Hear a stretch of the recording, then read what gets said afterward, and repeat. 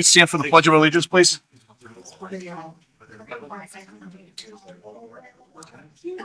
Pledge allegiance to the flag of the United States of America, to the republic for which it stands, one nation, under God, indivisible, with liberty and justice for all. Thank you. I'll open up the school committee meeting for Monday, November 18th, 2024. To entertain a motion to approve the bills. So moved. Second.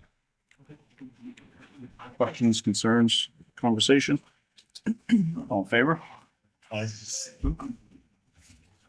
Entertain a motion for the minutes from October 28th, 2024 school committee meeting. Second. Okay. Any conversation, concerns? Good. All in favor? Good. Thank you. Dr. Meyer. Yep. So this is one meeting where we're going to do some celebrations. This is to recognize our students and staff of the month. And to get us started, I'm going to have elementary school principal Silvio come on up.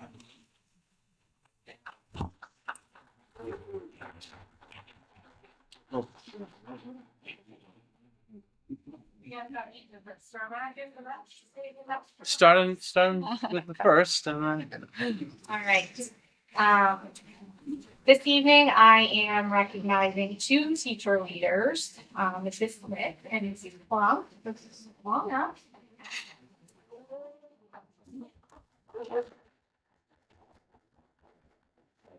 As a principal of a school as big as ours, to have everybody on the same page is a huge feat, and these two have been instrumental in implementing a program at our school. So I'd like to extend my heartfelt appreciation for your exceptional contributions to our implementation on STMath. Your dedication, hard work, and passion have had a profound impact on the success of this initiative. And I want to ensure that your leadership efforts are properly acknowledged in front of everyone here today. As we work to implement programs that benefit our entire school community, it is clear that having teacher leaders like both of you is absolutely essential to make everyone on the same page and our students grow as one mission. Your passion for this program, the growth and progress within our school, and your willingness to share your expertise with others through PLCs, through emails, through your enthusiastic attitude in the hallway, has made a significant difference. The support guidance that you have provided has been instrumental in bringing our vision to life. Your efforts have inspired many around you to embrace the program with energy and commitment. TV culture has taken off at CES, and that is truly thanks to these two. I'm deeply grateful for both of you as key members of our team, and I truly appreciate the leadership and initiatives you bring to our school.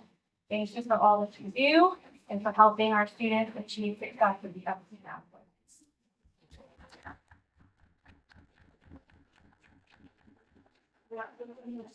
All right, yeah. No, this is your first time doing Yeah. it. Thanks. Gotta show it.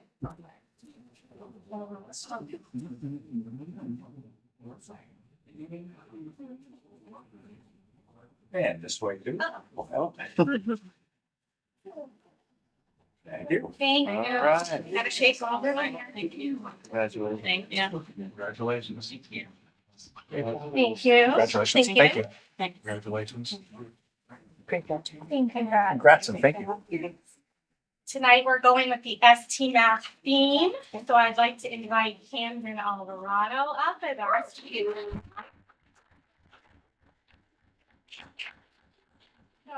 Over the past 2.5 months, Camden has consistently demonstrated the values we consider important at CES, which is safe, respect, and responsible.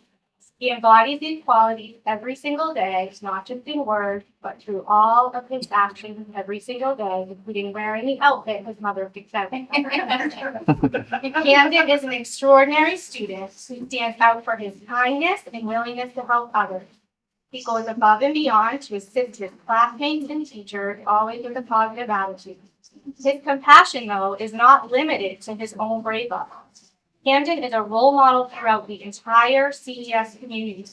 He has a special connection with students of all ages, and he truly strives to make everyone around him feel supported.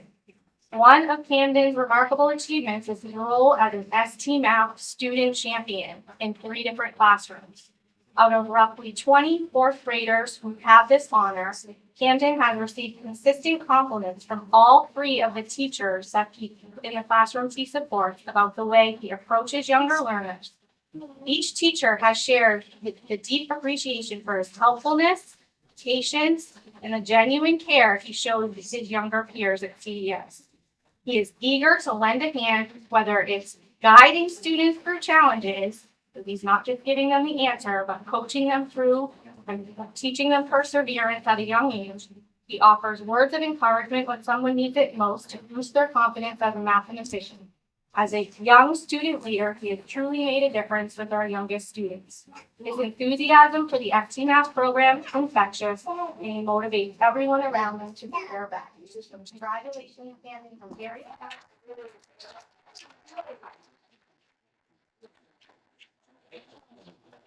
Hey, keep my glasses on. Smile, everybody. 1, 2, 3. And then look at me. And then look at me. Good, thank you.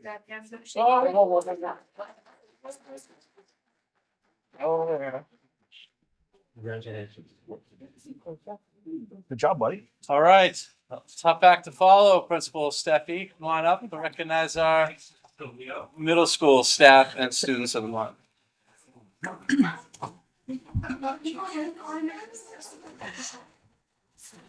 Mr. Cermak and I were in the back, but why do we always have to go after this?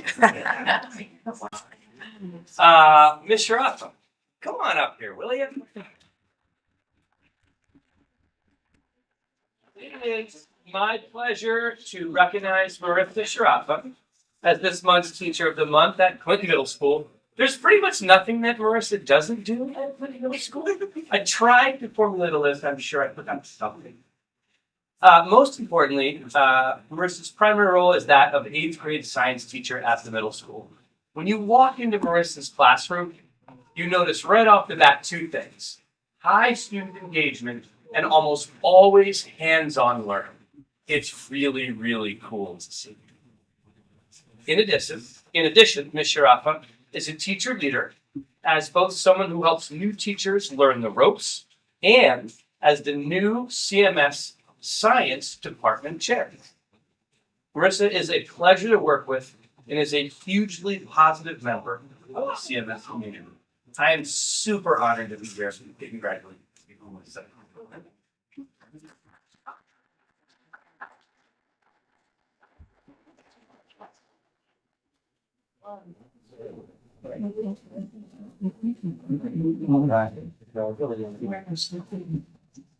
Thank you. Thank you. Congratulations, and thank you. All right, Sarah. Come on up.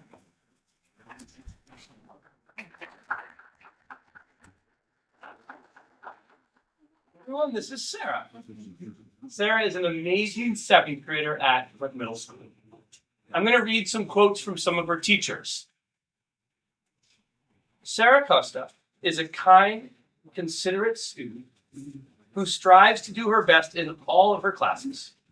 She's a bilingual student who speaks both English and Portuguese and is always willing to help her classmates with translations and work. Sarah consistently advocates for herself if she does not understand, which creates a great example for other students to follow. This from her math teacher. Sarah is engaged in the Clinton community and has an older brother on the soccer team at the high school, who she talks often about. Academically, Sarah works very, very hard. And last, from her science teacher, Sarah is always willing and able to assist her peers, and her patience is evident in class. I love that all 3 teachers talk about you, Sarah, setting an example for your classmates. That is really, really neat. So congratulations.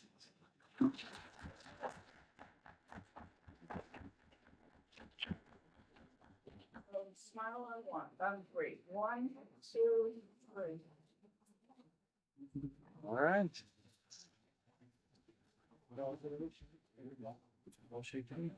Congratulations. All right. Saving the best for last. High school principal Sermon.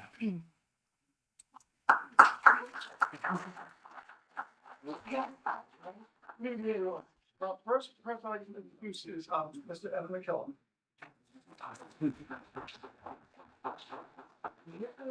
Nominated by a student. Little write-up they gave me was, Mr. McKillop was an exceptional teacher who truly deserves to be recognized as Teacher of the Month. His approach to teaching French has made learning a truly enjoyable experience. His lessons are not only informative, but also engaging. He uses humor and real-life examples to make the subject matter relatable. Mr. McKillop's ability to explain concepts in class make learning fun for his students. Congratulations.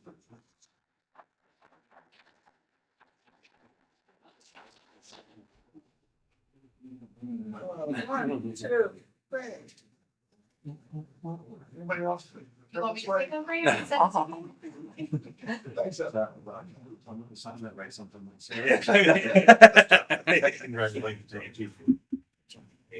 Congratulations.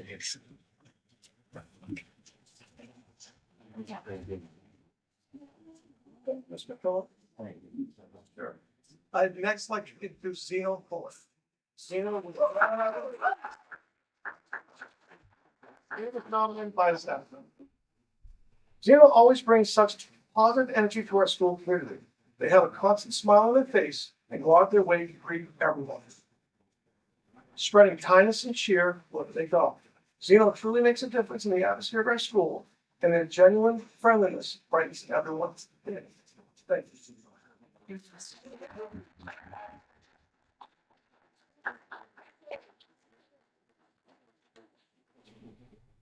All right. Congratulations. Thank you. Good job. Thank you. Congratulations. Thank you. All right, should we do one more round of applause for all of our students?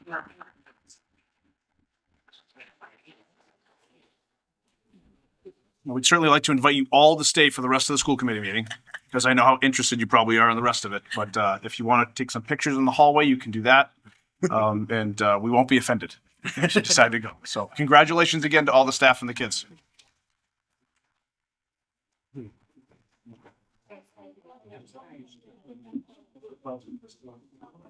It's always a fine line. It's like, I don't want to actually kick you out, but you're welcome to leave because I know you don't want to sit here the whole I don't mean to feel trapped.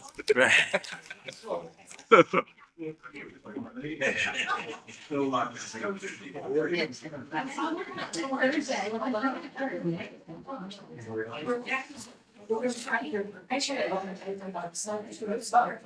guys come over right to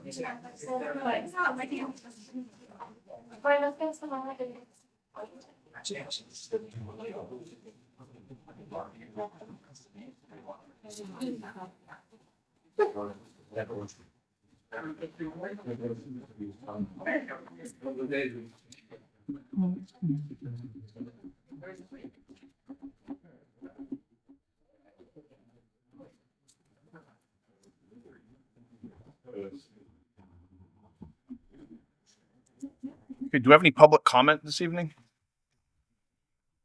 And do we have our student representative? Michael?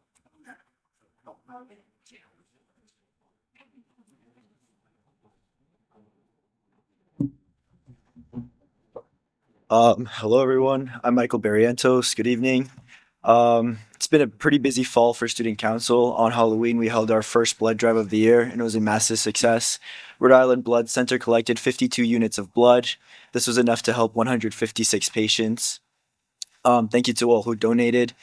We will have one more in the future, so be on the lookout for more blood drives. One thing that we would like to highlight is that not only did we donate a lot of blood, but the staff says that our students and also our CHS staff were very kind, and we received many positive reviews from their staff. And they commented how CHS is one of their favorite blood drives to work. Awesome. We also ran the Pink fundraiser.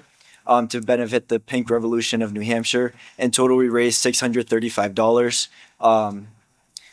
60% of which is $381, will go directly to Pink Revolution, and 40%, $254, will benefit the community projects in which Student Council is involved. Thank you for all who helped. This Thursday is the start of Spirit Week. Main focus of Spirit Week is the food drive, which benefits the Clinton community through the CHS Food Pantry, the Wheat Center, or the CARE Food Pantry. Our goal this year is to collect 2,000 pounds of food. We are also engaged in friendly competition with Neshoba to see who can raise the most amount of food.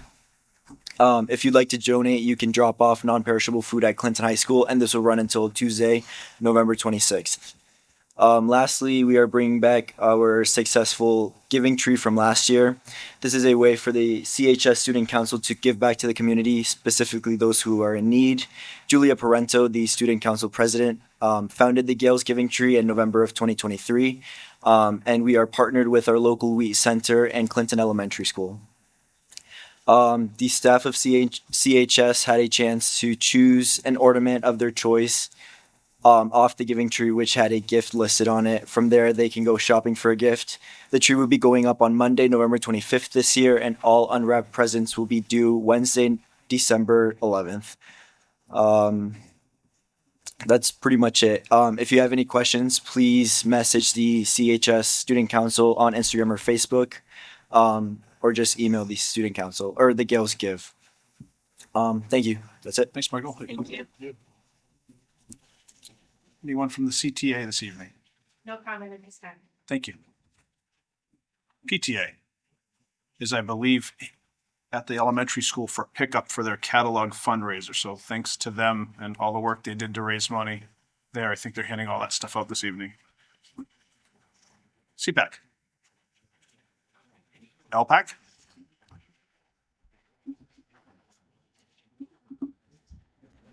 Hi, everybody. Hello. So as you know, we have the LPAC Thanksgiving last week. We have a great turnout. We have many family, we have staff members, member from the school committee, superintendent. And what's very good, I feel family are getting more involved, are getting more excited for activities, and being in the school, having staff member, having teachers around, that help a lot. We had several Clinton business that made donation for our activity. We appreciate all the help for parents, students, and staff. Now we're planning for the multicultural night. This one will be April 29th in middle school cafeteria. It's gonna start at 6 p.m. I hope everybody can join us, and we hope to have more participation of different food tours, and more information will be provided soon. Okay, great. Thank you. Thank you so much. Meyer, over to you. All right. So I know I was late to the potluck Thanksgiving dinner, but the piñata was much better than the piñata I had to hold up. That one was crazy. Incredible. All right. So we'll start. I have a staffing update. Two staffing updates, I guess. Josephine McCart and Mary Elsie Ramos were both new hires at Clinton Elementary School, filling ABA/IA positions. So we just continue to just sort of maintain our staffing there. And then to start us off tonight, we'll have our athletic director, Govind, come on up and give us a quick athletic update on how the fall went and maybe some information on the winter.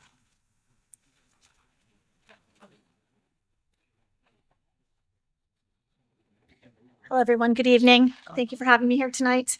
It's kind of a longer one, I think, this one, but most of the time it'll be a little quicker. So just to recap where we are, final forms registration we talked about the last time I was here has been a great success.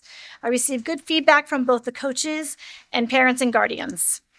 We'll have another winter registration. It is currently running, and it will go through November 20th. As of November 13th, there are approximately 140 student athletes registered for winter sports for Clinton Public Schools. That includes high school and middle school.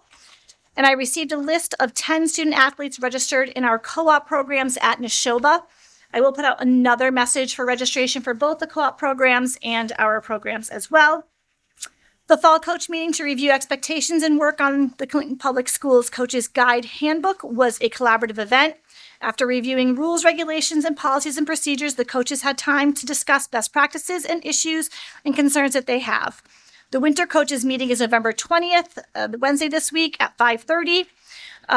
Thank you to the Gales Athletic Booster Association for speaking with our coaches and their continued support of our athletic programs and special events. They also spoke at our winter meeting.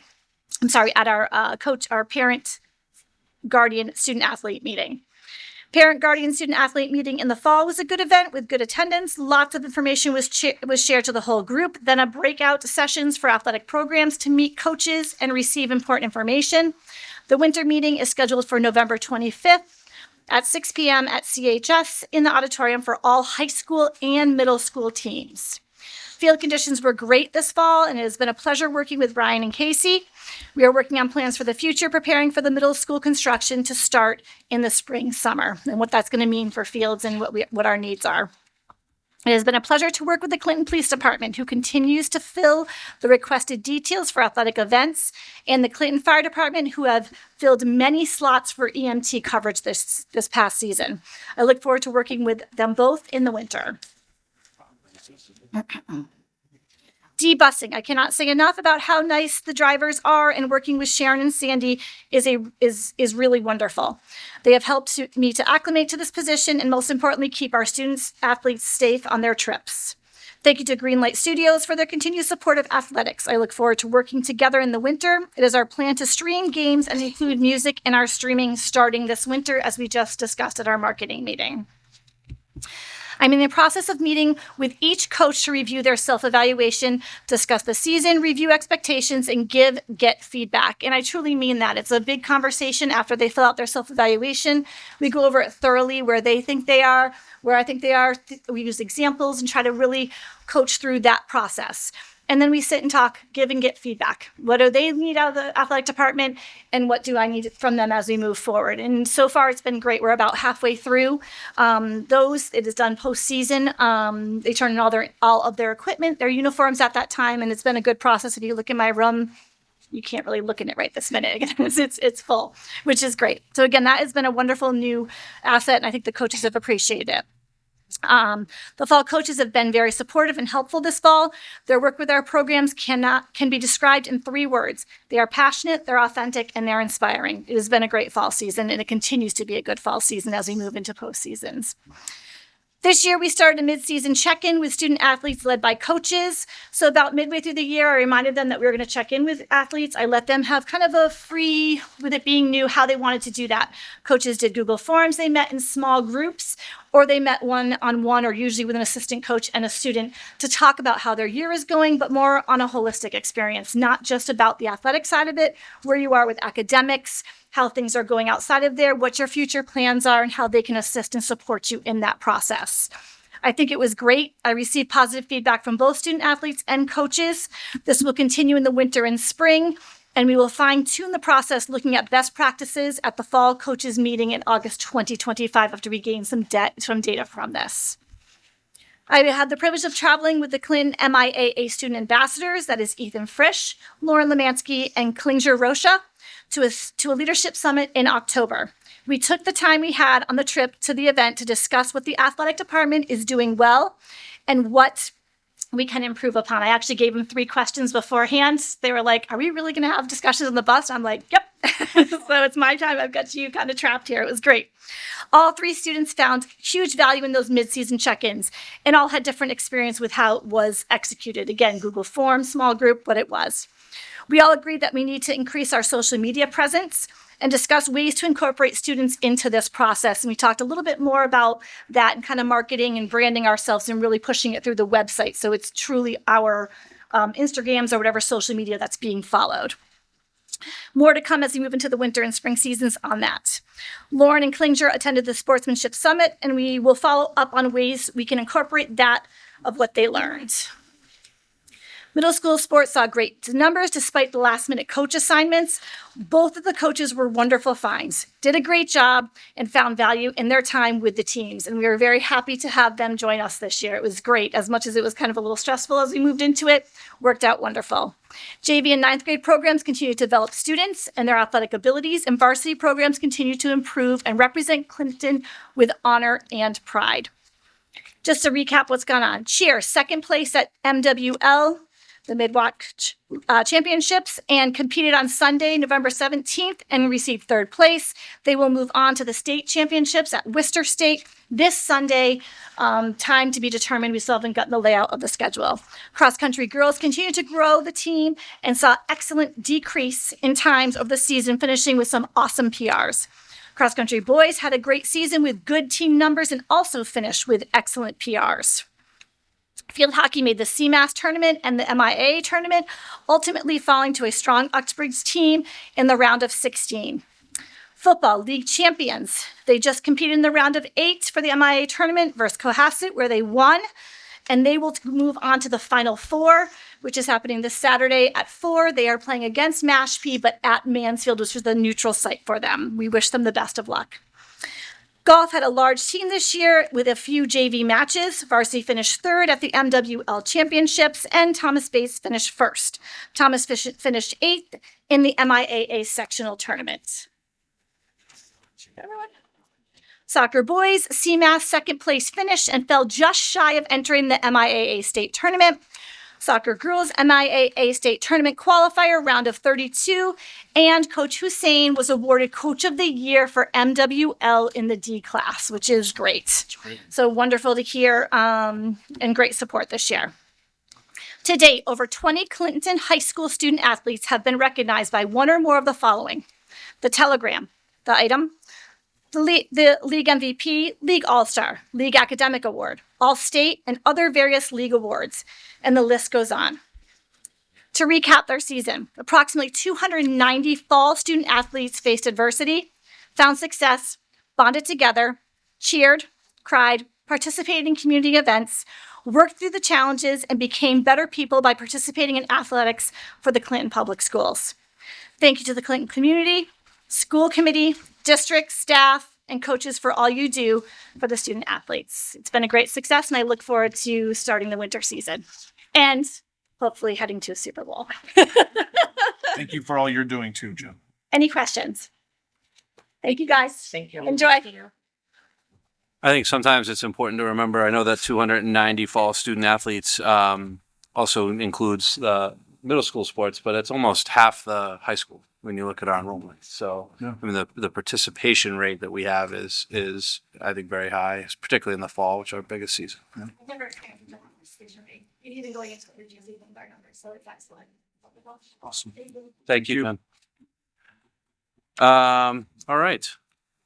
The next we have an update from our Director of Technology, Krista Han. Chris was originally slated to come next meeting, I think, but he came to the marketing today, so I moved him up in the calendar. Good evening. So I think it's been a pretty successful start of the school year, at least I think for all departments, but specifically my department I'm here to talk about tonight. We've continued our one-to-one program. So just to refresh, every student in kindergarten and first grade are issued an iPad, and then students grades 2 through 12 have a Chromebook. And then we have some carts of Chromebooks that are available depending on a specific program, in which I know we do some online tutoring at the elementary school in which students might use a Chromebook in grade 1. But we've been able to keep that program fresh. We're on a pretty good refresh cycle, both for student devices and staff devices. Also, at the beginning of the year it's a big time to start the benchmark assessments, and those assessments take place for all students grades K through 12. I think it's been successful, both with our STAR and iReady data, and we've also made some changes to adding additional demographics to students within that data. So when building admins or Dr. Meyer are looking at that data, they're actually able to parse that data a little bit easier so they can see what student population might be EL based or might be on an IP. So it's just easier to kind of gather those specific data points rather than just looking at the student and their grade level, for example. It just helps kind of, get a better idea of the data and how the individual students are doing. I wish I could have said we're completed with this. We're almost done it. So we've done an upgrade in our Clinton High School auditorium. So we went from a 16-foot wide projection screen to 27 feet. It's huge. It's awesome. So that's actually hanging. And we're in the process of hanging a new high-end 4K 10,000 lumen projector. So maybe we can rent it out on Sundays at 1 o'clock, and because it's Why, so- Steelers playing? Or? yeah, I know. I had a big one yesterday. And the other part of this, which is actually going to be great, is when there are events in the auditorium, we never really had a real solution to use the house sound with whatever's projecting. We kind of did that.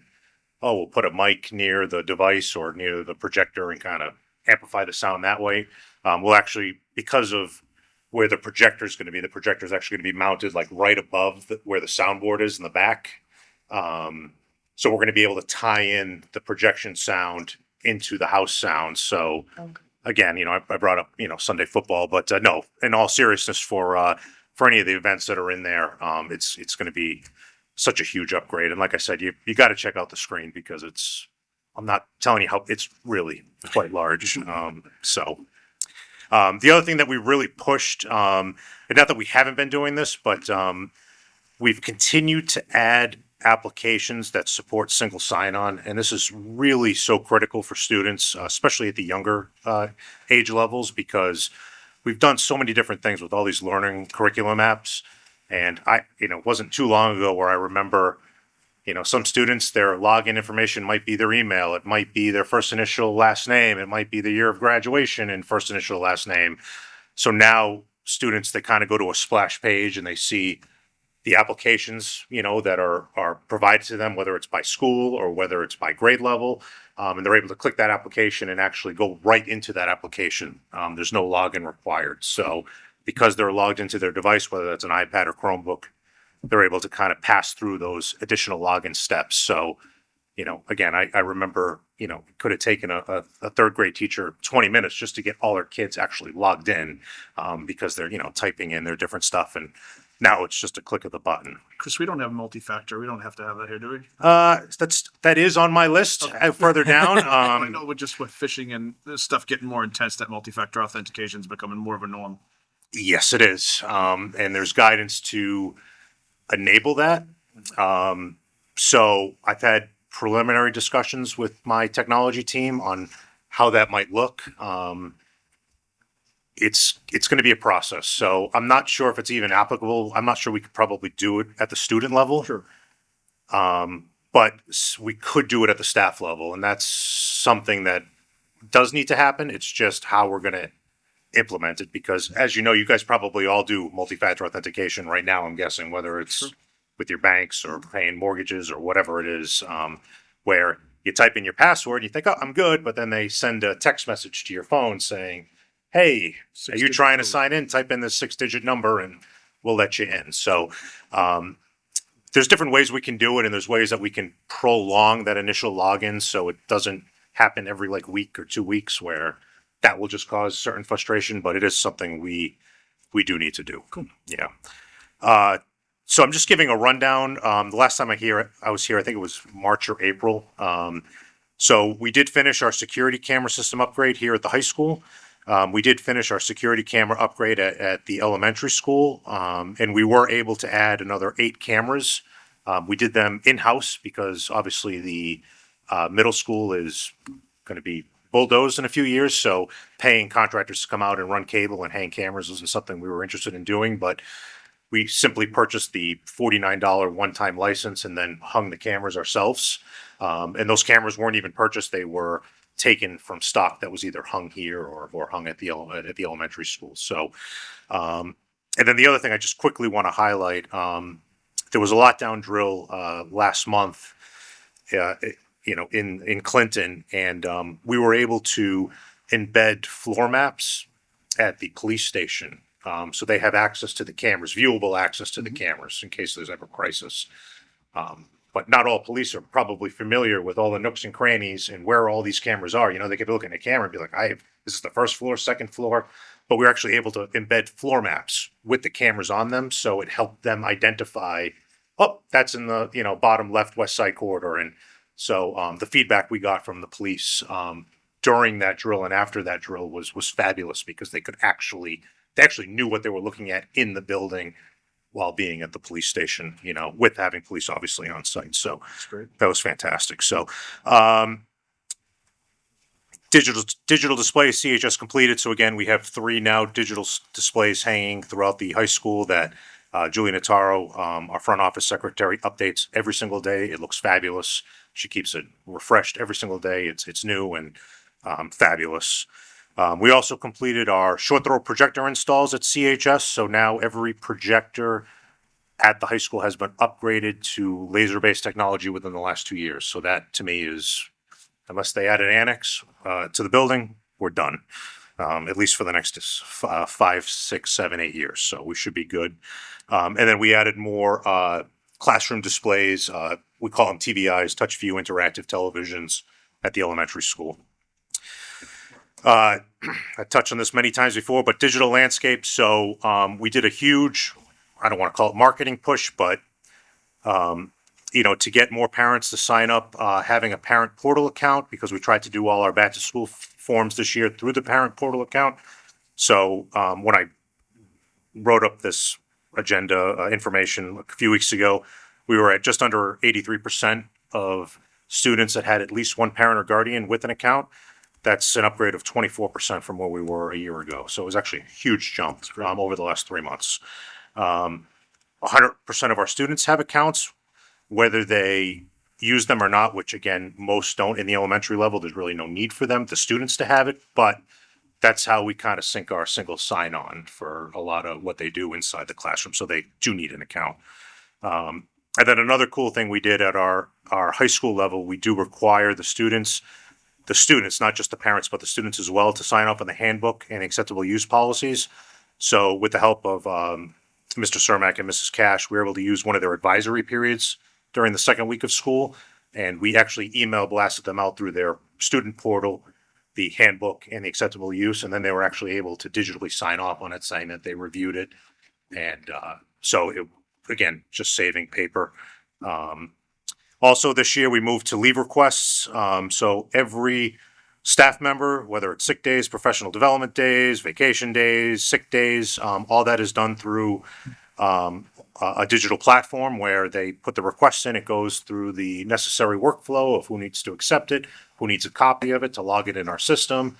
So I think that's worked out pretty well. The feedback's been it's We get a lot of emails, but a lot of emails. But the goal is we're trying to save some paper. And I'm working with Kelly on building requests and field requests to kind of try to do the same thing. So we're down 8% this year on paper. I should say that from September and October of 2024 versus September and October of 2023. And I think, I'm not saying all of it, but some of it has to do where we're not printing out handbooks and leave. There's a lot of leave requests, And again, it's not that staff are taking all this time off, but staff sometimes put in leave requests for, like, they know that they might have a doctor's appointment in March of 2025. They'll put it in now. So that's been great. And all our IEPs now are done digitally, which has worked out great. So parents are receiving that via an email, and they're able to review that, and they're able to accept the IEP, reject the IEP, reject it with notes, and then kind of have that going back and forth as well. And we've actually gotten rid of all fax machines. So there's not a fax machine that exists in Clinton, at least in the school department. That's all done digitally. So if we get a fax, it comes through an email. Yes. And then if we need to fax something out, they can do it through an email. So even if the end user has a fax machine, they'll still get it through a fax, but we're sending it out through an email. Upcoming action items. So MCAS, there's been a lot of changes over the last few weeks, specifically with the requirements, but We are still doing it. It's going to be a completely new system this year, which scares me to death, but we're preparing it. We've been on a number of webinars over the last few weeks, and we'll be ready to go when MCAS starts in March of 2025. Just today, signed a contract with SentinelOne Cybersecurity, so we're going to really beef up our staff that happen to use either their MacBooks or laptops or desktops, and it's not a lot of them, but business office, our administration, some of our guidance department, our secretaries. So we have 24/7 monitoring now of any malware or viruses. That's great. And again, it's 24/7 now. Obviously, if I put it on a secretary's computer, which we will do, it's probably going to be turned on between the hours of 7 a.m. and 3 p.m. So, and then off after 3 p.m. So, but they'll have real-time monitoring for that. And if they sense there's malware, they're actually going to take care of it for us. We don't have to do anything. We'll be notified via a dashboard. And again, that just adds another layer of protection. You know, we have our Defender series on all our computers, but now, and we also have protection through our network and our firewall, but now we have another party that's looking at this, and SentinelOne is actually funded through the state of Massachusetts. So we were able to get a really, really good deal for that monitoring service. E-rate. So we need to go out to bid in January. So we exercised our last option year last year with our high-speed internet providers. So we will go out to bid in January for our Category 1 services, and we are beginning our FY26 budgets now in preparation for approval through you guys next April. Any questions? No, just a comment, Chris. I just also wanted to thank you for helping out and collaborating with the Greenlight Studios folks and the hardware. I know that we were experiencing some challenges with uploads and downloads, and you were able to step in and help us out with that. And I've heard nothing but great feedback about how easy it is now and how much faster it is for uploads on that content. So thank you for that. We're all a team. We're just Appreciate it. want to just help out as best we can. So thank you guys very much. Thank You bet. Thank you, Chris. All right. Thank you, Chris. Our next topic I had on here was just the MASC-MASS Joint Conference. Some of my updates are going to reflect some of that, but I know Chairman Varakis and Mr. Connolly and I had a chance to go down there. It was timely following the election. We could hear a little bit about the MCAS and what some of those changes are when the commissioner spoke. And, I think I took away a lot from some different sessions on things like the gifted and talented learning and the artificial intelligence and PE and health frameworks and all that kind of stuff. I know we all kind of went to different things. I don't know if any of you have anything you want to share about that, or just that we went and it was good. Learned a lot. That was good. It's always good to attend. I think AI is an interesting topic. It seems to be top of mind for everybody about not to be afraid of it, learn how to use it. It's here to stay and sort of where it can help out in regard to efficiencies and capabilities and things like that. So it was really interesting. Time well spent. I think the best thing about the conference is it's a good calibration of sort of like you hear what other districts are doing, you see what else is going on. And I normally leave there feeling pretty good about where we are, and also usually pretty, inspired about some other things that you see that we might think, oh, that's pretty neat. We should, maybe that's the next step we need to start heading. So, always a good check-in. Just some of the updates that I have here. So in your packet, there is a update from Russell Johnson, the acting commissioner. It came out on November 6th, regarding the MCAS ballot question that passed. And so basically saying that the earliest it would take effect would be December 5th. And essentially what that would do is it would eliminate MCAS as a competency determination requirement for the state. They still wanted to offer the November retests. They did explain in sort of a webinar to us that part of that could be for things like if it's a student's first time taking it, it could end up, impacting like John and Alvaro Adams or other scholarships like that. And they still are intending. So the retest down the road might sort of phase out, but the MCAS itself will remain. We'll see how that goes. As far as graduation requirements, there is policy AKF is in here. I don't think we need to change policy AKF right now based on how it reads. If you see the underlined statement there, it says additionally, all students must satisfy the Massachusetts DESE competency determination requirements. Well, currently there aren't any DESE competency determination requirements. So I don't think there's anything in our policy that we need to hurry up and change for the class of 2025. We'll continue to monitor what the DESE does and comes out with guidance on this. And if we need to make any adjustments to this policy, we will. But I just wanted to dig this up so we made sure, because we didn't have any specific references to MCAS in here. So I think we are okay. Advanced learning pilot program. So one of the things that we actually, it was funny because probably earlier in the month, the DESE had, maybe the end of October, DESE had done a little information session on this piloting advanced learning. And they were looking for districts who might be interested in doing it. If you were interested, you had to sort of talk to your principals and some teachers and try to put together sort of a team from grades 3 through 8 that you would want to be involved in this PD. It's a multi-year. It's designed to be 5 years. It's about 3 years of sort of training and developing the model, and then it's supposed to be 2 years of sort of serving as a kind of sharing out and being that model. So after talking to our principals, we put in saying we'd be interested in trying it. I thought it was an important program, and honestly, I didn't think there was any chance we were going to get picked. They said they were picking 5 or 6 districts, and then while I was at the conference, we got notification that we were selected. So that actually start tomorrow. We'll have the DESEs coming tomorrow to do a baseline walkthrough of some of our classrooms, just to kind of observe what's going on. And then we have a professional development on December 5th to really kind of get this kicked off. It's in Marlborough. So we'll kind of see who else is involved in this and what's going on. But I think it's one of those things where you don't want to really jump at too many different initiatives, right? But even how this says, it's utilizing the multi-tiered system of support framework. Like, that's been our goal for years now, is the multi-tiered system of support.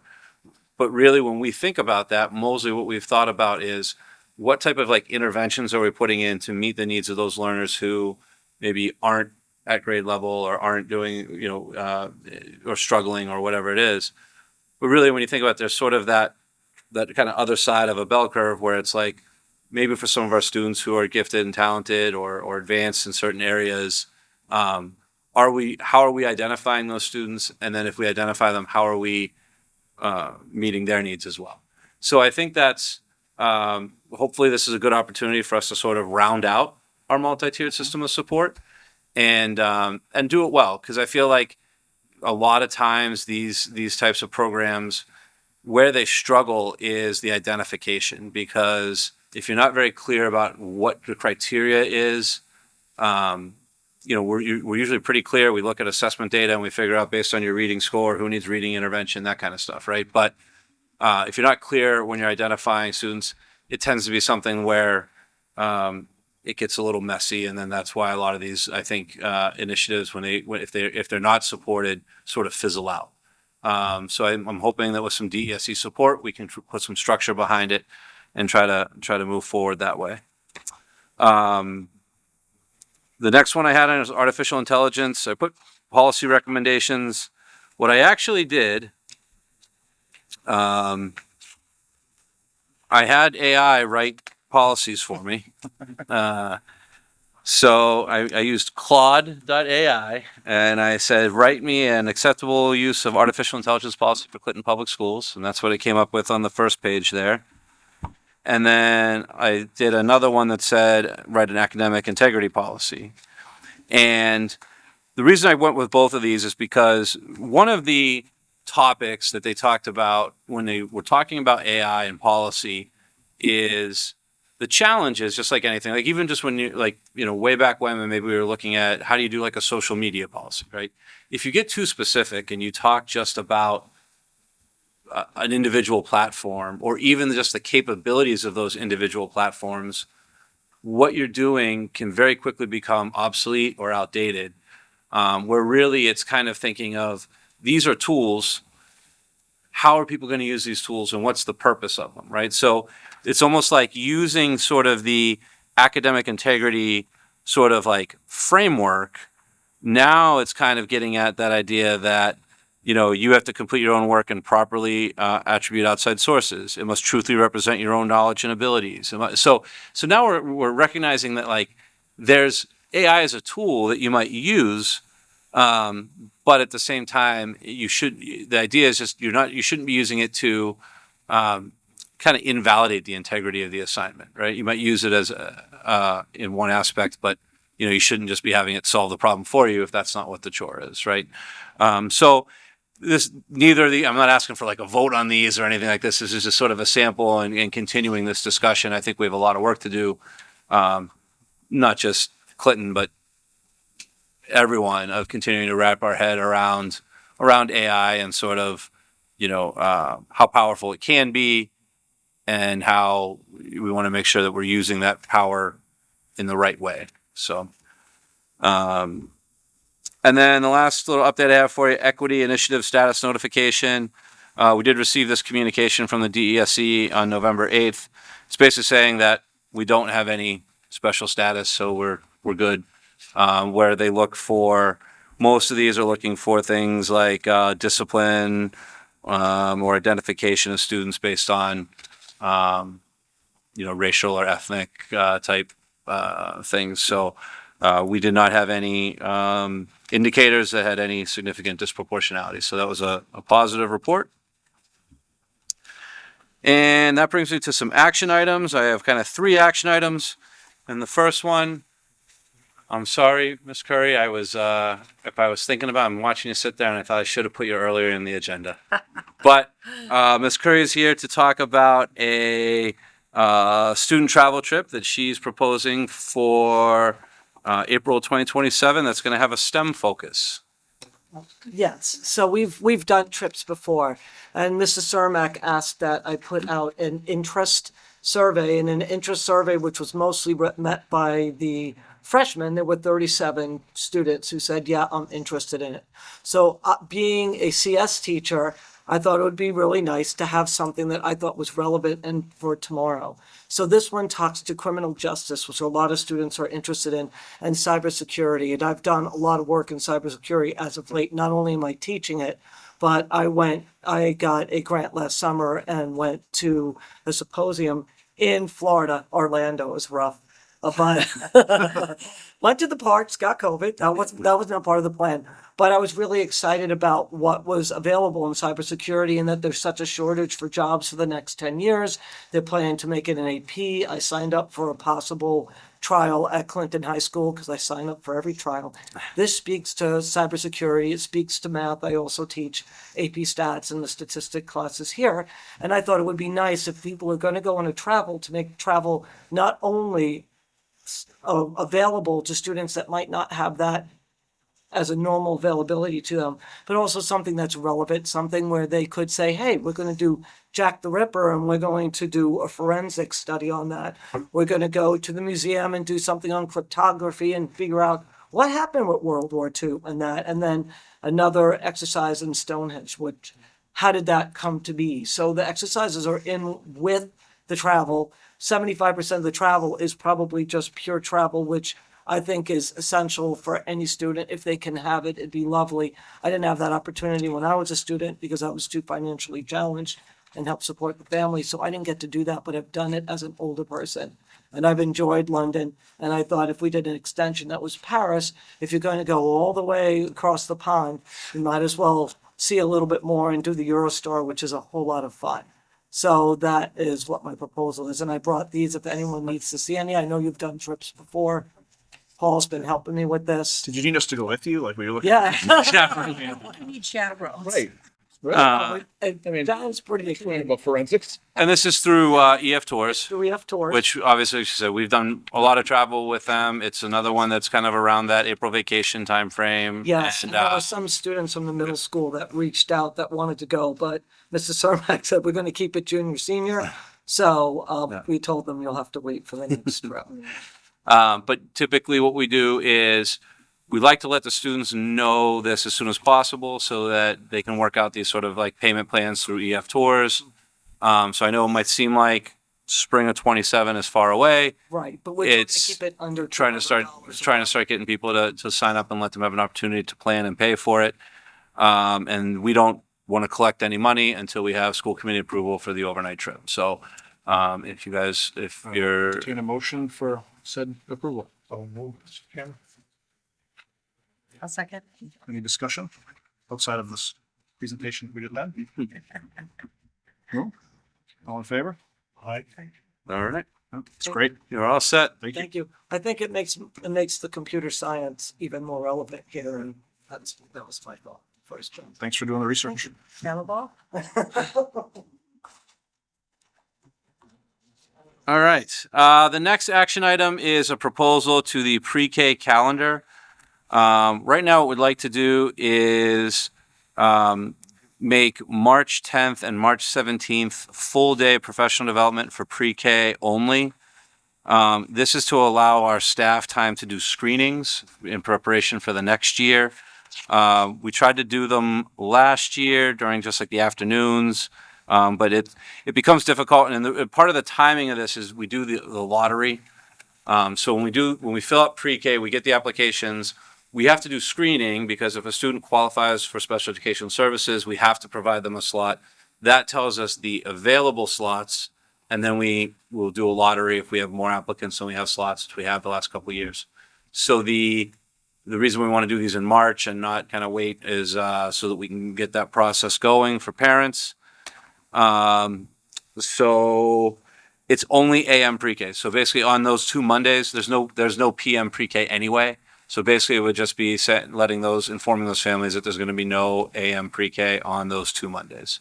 So if everyone's okay with that, if we could get a schedule Make change. a motion that we approve the schedule change to the pre-K for March 10th and 17th. Second. Any discussion? Bless you. All in favor? Aye. All right, and then food service hiring committee representation. I am putting together the food service hiring committee. That posting was posted a while ago. I think it closes on the 25th. I'll try to get the applications out electronically almost immediately following that. I think I'm targeting that Wednesday after the holiday, December 4th, as a first meeting of that screening committee. At that time, we review, figure out who we're going to interview, and then probably pick some dates to do the first round. I think we have about 10 applications right now we would go through. I've been reaching out. I've reached out to a parent. I think we're looking to try to identify a high school student, a couple staff members from the cafeteria. So we're kind of building a preliminary screening committee. I'll probably have Mr. Vaness and Annette Cologne be on the finalists with me. After we identify finalists, we'll meet with them. But I wanted to offer the school committee the option to have representation on that committee. So I don't know if you want representation, and then B, if you do, who would want to be part of that. And if you're not prepared to tell me that tonight, you can always just email me later or something like that. But we're probably looking for December 4th to try to kick that process off. Do any of you have interest in serving on that committee, or would you have the time to serve on that said committee? Availability right now is fair enough. I'd be interested in serving on it. You would be interested? Mhm. Brittany's not here, so it's what? Not here. Yeah. All right, Tina. So I will start including you on that Okay. communication. Thank you, Tina. All right. Community engagement, that's just on here because it's one of those strategic plan topics. We're still kind of in the process of revising our new strategic plan, so we'll probably start getting back into that habit a little more after the new year. I think we've got a lot going on this time of year between the Thanksgiving dinner and the parent-teacher conferences coming up and just the stuff with the marketing committee today. So we'll continue that work. AMSA survey results. I did a brief summary of the AMSA survey results. It's another one where I wrote the first part, and then I had Claude help me summarize some key findings. I just think it's neat when you put that in there, some of the stuff you get. This one didn't get too in-depth with me, but so we sent it to 31 families. We had 13 responses. 92.3 of them were parents or families of students who went in sixth grade.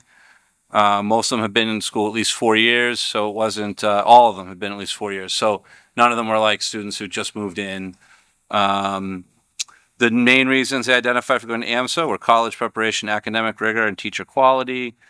One respondent did mention bullying or dissatisfaction with CPS. School community was identified as the aspect of Clinton Public Schools that they were most satisfied with. And additional STEM extracurricular activities, specialized STEM pathways were identified as potential improvements that CPS could better service students. And you can see this kind of the AI summary right down below there.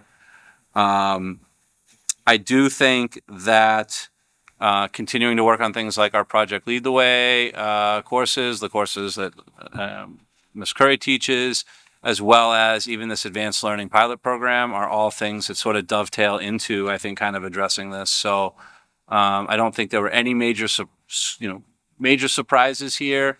I know that was part of why we wanted to do the survey, because I know we had, maybe heard a couple other things. None of those, not that those don't exist, but they didn't really come through in the survey. So.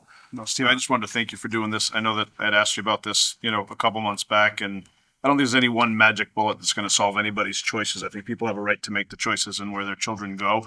But I think for us to have the ability to look at underlying things that could be coming up, I think the first step to that is to getting the information. So I think this is great, because that will prove to help us out with whether it's strategic planning or what we want to do to close gaps or how we feel about our curriculum or whatever it is. So thank you for doing this. Yeah, and certainly it's good to do that kind of stuff, because you might think you know why, but until you ask the question, you don't necessarily know why. So even if you sit there and think, maybe I didn't learn that much new, I could have guessed this. Well, it's not a guess anymore. I know. Middle school building project update. We have our next meeting tomorrow. We're continuing along. Things seem to, it's funny because it feels like such a long way off still. But man, there are some things that we're talking about in meetings right now that you would swear if we don't get it done next week, we're going to ruin the whole project, right? and a lot of them we're working on things like with National Grid to make sure we get temporary power up, which is a huge process and undertaking. One of the first things that we'll be doing is they'll be doing some excavating on the site. We're looking at what are we going to do with that soil. Not that it's like it's not contaminated with anything besides naturally occurring stuff. But there's like some of it we're going to need again later. So are we going to, it's a lot cheaper to try to store it somewhere and then save it and then put it back than to truck it all away and then bring in new soil later. So we're looking at soil management options, those types of things. You never thought you'd say, huh? Yeah. Soil management options. Look at soil management options. And it's funny because you feel like we have all the space in the world, right? But then when you sit there and you're like, well, when this is gone and this is gone, you can't put soil there for 2 years. Like I can't have a giant pile there. But we're working on that. We did get some good news on that. We'll talk more about the building project, but it looks like we might be able to use, and I don't want to get too far into it, but because it's technically a town project, we might be able to use any town location for that soil disposal. So I think Chris McGowan on the building committee had some other ideas of where we might be able to temporarily put stuff. So I think that's a positive, because trucking that was a big expense, and not that it was a known expense. It's in the estimates, right? Sure. So, but if you can sit there and take what was estimated and find a way to come in, save money there, that's, it's always good. One other little note that it's kind of not directly to the project, but kind of to the project is, I know Matt came out and we met with Jen Govan and Brian Farragher, and we were looking at where we might be able to put a baseball field across the street in the soccer field side, since we are going to be losing the field over there, and we don't really, with the new reconfiguration, we're going to have a play surface right out front here, but it's not necessarily going to be appropriate for a baseball field. So we're trying to look at could we recapture that baseball field out there. So I know Ms. Govan started it by kind of Google mapping some spots, and we went out and kind of literally measured and said, how could we fit this here? And what's the company? You know the company. Diamond Turf, yeah. Who's done a lot of stuff with our other baseball fields. They're coming out to kind of stake it out and help us with some of the planning and get us some preliminary quotes for that. And then we'll kind of see the first determination here is we're trying to see the feasibility of it. the cost of it. And then then we'll kind of figure out, is this part of that project? Are we linking it to that? Is it going to be something we're going to try to do independently and get it done quicker? Is it, because it's definitely going to be a non-reimbursable expense. So it's something that we could probably do because it's related to the project, but we would probably need to wait until the very end of the project to do it that way, depending on the cost. If it's something we could do through other fundraising, donation, revenue sources, whatever it is, we could get that up and running, and now we have the baseball field. We're not waiting till the end of the project. So nothing's been committed on that. That's just, we're working on it. And I think that's all I had for my official report. I think I might have some updates for you under new business, but that's it. Very good. It looks like we've been pretty steady in regard to subcommittee meetings, so thank you for all the participation, planning, and commitment to those. We just had our marketing meeting this evening, but it looks like all either, near-term dates that have already happened or that are on the horizon here within the next, 3 or 4 weeks, so. Yeah. So I'm proposing that other one, the January 13th, that's probably news to everybody. I'm proposing that we do a policies and procedure meeting. I just kind of picked that time right before that school committee meeting. I forget who's on. Is it who's on policy and procedure? Do you remember? I forget. I am on. Are you on it now? I'm on it. I think it's Pam. You're on it. Yeah. Tina and Pam.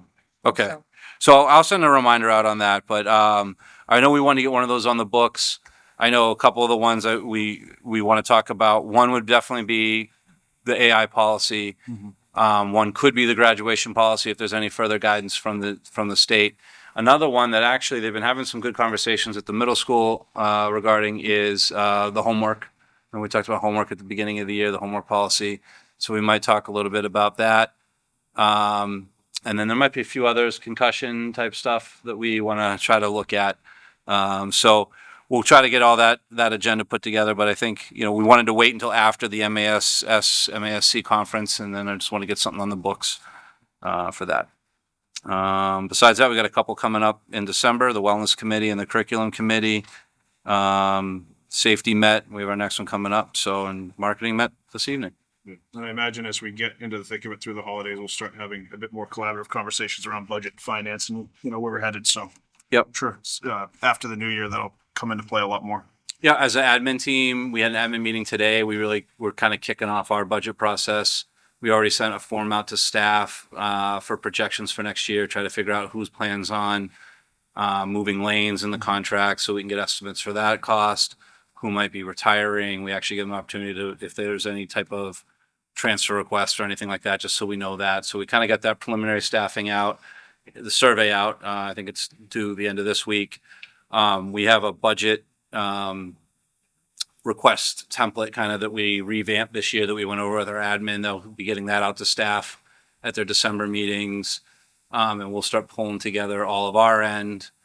Right when we come back from the holiday, I'll be meeting, Annette and I'll be meeting with the principals, and we'll be going over kind of the staffing, the requests, and kind of trying to prepare that initial budget and see where we land. Our goal is always to get the preliminary budget by that second meeting in January, so we have at least a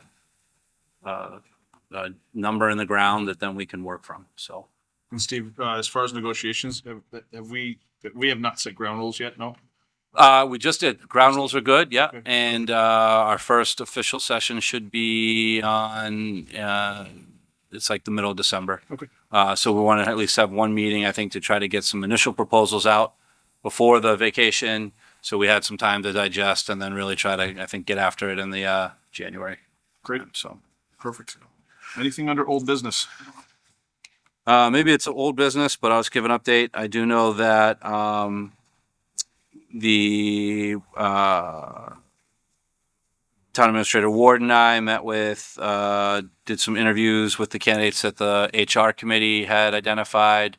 We narrowed it down to finalists, interviewed the finalists, and we did make an offer to a candidate. So it does look like, if all goes well, that candidate will be starting on December 2nd. But I think he's going through, there were a couple things that I think needed to either get personnel board and or select board approval, just to make it official, but everything is kind of verbally agreed to. We're pretty excited about the candidate. He does have municipal experience, so I think it'll be, hopefully it'll be a good fit. Great. New business. I just want to share if anyone, if anyone saw that there was an article in the paper about Shrewsbury partnering with Leicester Public Schools for some vocational opportunities, because Leicester's doing some stuff, I think, at what was the college? Becker, thank you.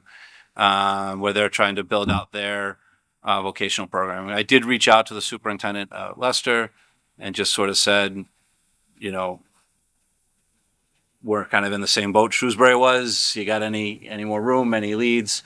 And right now he said that they're still kind of figuring out their program. They're working with Shrewsbury, but certainly they're going to keep me in mind as they kind of go through this. So we'll probably try to keep up to date on that in terms of, if they're looking to, whatever their projects are, we're understanding that if they need another partner or if we're looking at expansion, that we're there. So just in case people saw that, I saw it too. We reached out and tried to see what we can do to provide those opportunities.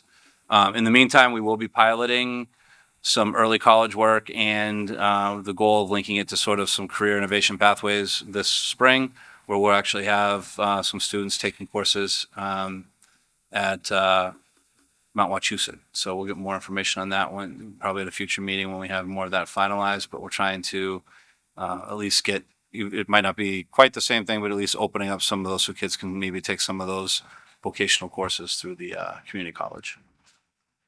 Steve, I don't know if this should be old business or new business because of what we've done in the past, but just thinking toward the future, because we haven't really talked about this since COVID for the most part. We've done some things, but in the spirit of talking about a trip in 2027 for our high school students, it would be great at some point to think about a discussion about bringing travel back to our middle schools and seeing them go to DC or potentially doing Nature's Classroom. I know that when my son at least was in middle school, those are some really great times and good experiences for the kids. I know we haven't done them recently. I think my daughter missed it on both ends, whether it was through COVID or we had just not kind of gone back to it. And it's something she still talks about when we look at pictures of just like Washington, D.C. sweatshirts and how come she doesn't have one and how it's my responsibility to get her down there now, Yeah. which it is. And I'm happy to do it. But I think that's part of that's part of a great experience as you're going through middle school. And you often see that in the spring or the fall when folks are kicking off and going on to their trips. And I'd be grateful for a conversation to figure out if that's something we could bring back in the future.